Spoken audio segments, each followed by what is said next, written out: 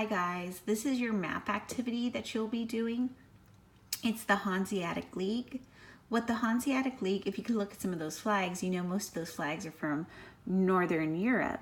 What it is, it's a developed trade network, and I know we've seen trade networks. We've seen trade networks when we looked at the Trans-Saharan, right? That's when they used the camels to be able to traverse Northern Africa to get into the oceans over there by the Middle East. We've seen the Indian Ocean Basin one where they use the monsoons, and we've seen the Silk Road one. We've also talked about the Mongols traversing the steppes and the steep lands of Central Asia and bringing stuff over to the Middle East.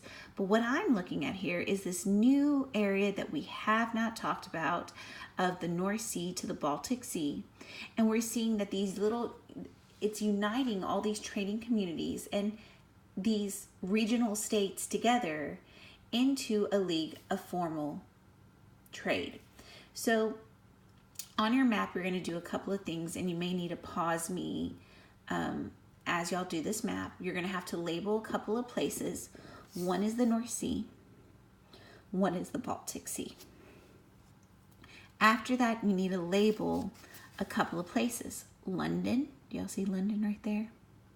You also need to label Novgorod. Okay, those are the two ends of the Hanseatic League trade areas. And then you need to label Cologne right here on this river. Okay, label close to a river. You don't have to be exact. London, Cologne, and Novgorod. I know you're going to have to pause me, but I'm going to move on to the next slide. On the next slide, you're going to label a couple of places. You're going to label Copenhagen. If you realize everything comes through Copenhagen, that needs to go to the east or to the west. You're going to label Berlin, and you're going to label Stockholm up here. Also, do y'all see these red lines? You're going to just get close as possible.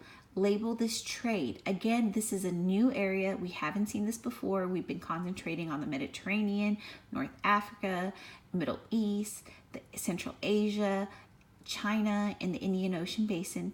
We're just labeling in trade routes. I know, don't be exact. Just draw on these lines so we're getting that they're trading. The last thing you have to do is grab a color. I don't know where y'all are right now, but just get a color and identify it in your key. I know I tell you in this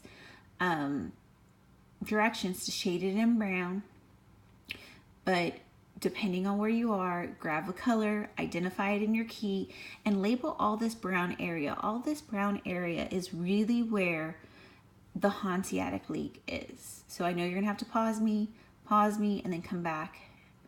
What we're gonna look at is a document of a day. I know I don't have your document papers with you, but what we're gonna look at is looking at this document because you will definitely see it on the test. So this document is called privileges. So privileges, we know that they're giving them some leeway and saying you could do this, right? Granted in London to the Hans of Cologne. So that was two of the cities you had to write down. London, we know, is our furthest west of the Hanseatic League. The Cologne area was on that river that you had to draw in. And so this is a grant to Henry II in 1157. So we're going to do line by line and talk about what is going on. It says, Henry, by the grace of God, King of England, Duke of Normandy, and Antoine, and the Count of Anjou, and his justices, sheriffs, and all officers in England, greetings. So basically that sentence is like, hey, all of you guys. And all of these guys are people in authority. So he's basically saying, hello. Let's look at the next sentence. It says, I command you to guard, maintain, and protect the men and citizens of Cologne as if they were my own men and friends.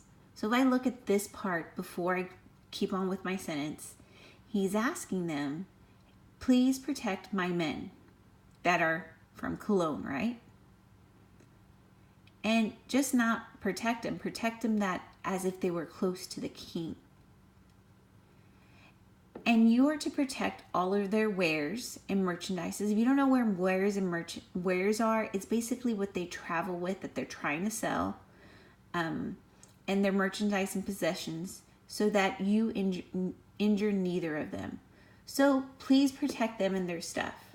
We know that these guys that are traveling there, if they're carrying wares and merchandise, they're probably merchants.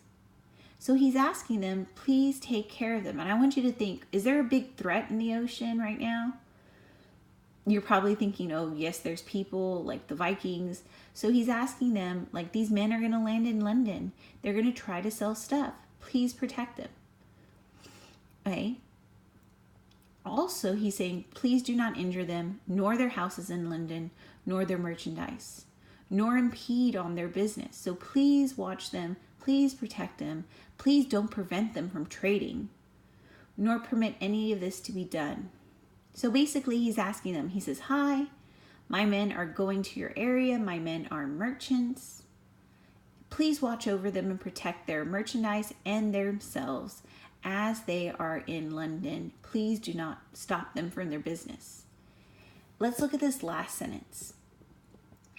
For all their things are in my custody and protection. So this king's reaching out saying, hey, these guys I'm trying to protect them. Could you help me out? For which reason, let them have security and peace on paying on their lawful customs. So this seems weird, customs, right? We think of customs like, oh, it's customary in America during Christmas to sing Christmas carols, put up trees, but they're paying for customs. So this custom is more like a duty, a tariff. So he's saying, look, let them have security and peace. Let them pay their duties, their taxes. You know, when you bring in stuff from other countries, you have to pay this. And these guys, they want to be lawful merchants. They don't want to be hurt. This guy's reaching out for them. He's saying, my guys will pay their customs. But let's read this last little part. He's saying, nor shall you exact from them any new customs. Don't add any new taxes, please, or duties, which they have not been accustomed to pay, which they ought not to pay. So this guy is saying, please protect my guys. They will pay their duties, but don't try to get anything more out of them. So, looking at this letter, is this king communicating to another king about what is going on in this Hanseatic League? Yeah. He's trying to protect his merchants. We know trade is very important. And he's saying his merchants will be respectful. I hope you get what this document is saying. Sorry that we didn't get to fill out our document of the day, but I want you to think about this. Is this a political document? Is this a social document? Is this interaction between humans? Is this cultural? And is this economic? You should definitely get that this is economic. You should definitely get that this is political, right? Nations dealing with each other. And this is interaction of humans. Okay, guys, sorry that I couldn't be there, but hopefully you got this map done. You paused me, you reflected over this document, and then you'll go to the video of chapter 19. And then after that, do crash course. Bye.